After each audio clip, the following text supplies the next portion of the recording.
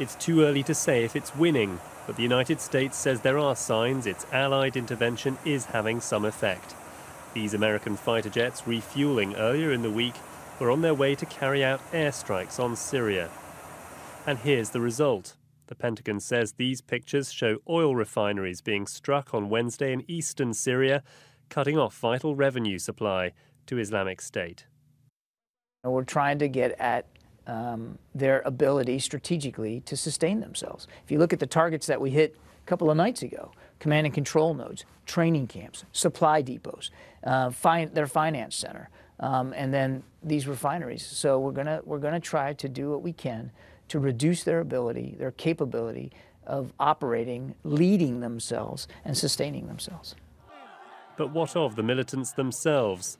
The director of the FBI, James Comey, says his agency has identified the man behind the mask, seen in videos in which 2 American journalists and a British aid worker were beheaded.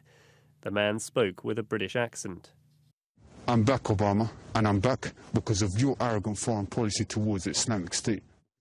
The FBI has not named the man, who's come to be known as Jihadi John, and it may well not for some time. US officials said they had no information about an alleged threat against the metro in Paris or subways in the US the Iraqi Prime Minister had mentioned to reporters in New York. But they are concerned about other terror threats being developed by extremists in lawless northern Syria. In its first airstrikes over Syria on Monday, the US targeted the Al-Khorasan group, believed to be made up of al-Qaeda veterans, embedded in amongst fighters from the al-Nusra Front. US officials believe it may be developing a plot to attack Western targets using non-metallic explosives. All this heightens the fears in Washington and in other capitals about the need to target Islamic State.